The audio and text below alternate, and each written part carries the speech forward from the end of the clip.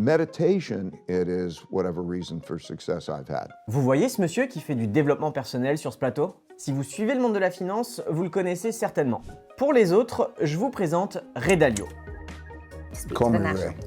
Ray. 75 ans et une fortune personnelle estimée à 14 milliards de dollars. Dans le secteur, on le surnomme le Steve Jobs de l'investissement.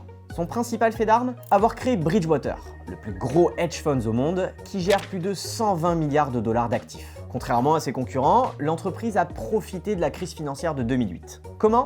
En misant sur des devises refuges comme le yen qui ont explosé. Et vous vous rappelez de son histoire de méditation?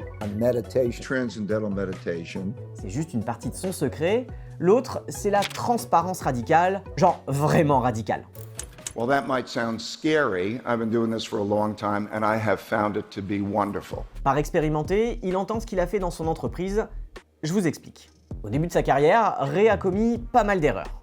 I lost money for me, I lost money for clients. Il a donc pris des notes, beaucoup de notes, sur ses méthodes, ses analyses, ses pensées philosophiques. Tout ce travail, il en a fait un algorithme, puis une application, Dot Collector. Tous les employés de Bridgewater doivent l'utiliser pour se noter les uns les autres sur des dizaines de critères. Leadership, empathie, capacité d'adaptation. La notation va de 1 à 10 et elle se fait en direct pendant les réunions de l'entreprise. Même le boss est concerné. A researcher named Jen rated me a 3 for not showing a good balance of open-mindedness and assertiveness. Selon lui, cette méthode permet une meilleure collaboration entre les individus et donne des responsabilités aux employés les plus crédibles, c'est-à-dire les mieux notés. Pardon de citer cette série comme tout le monde, mais on est clairement dans un épisode de Black Mirror.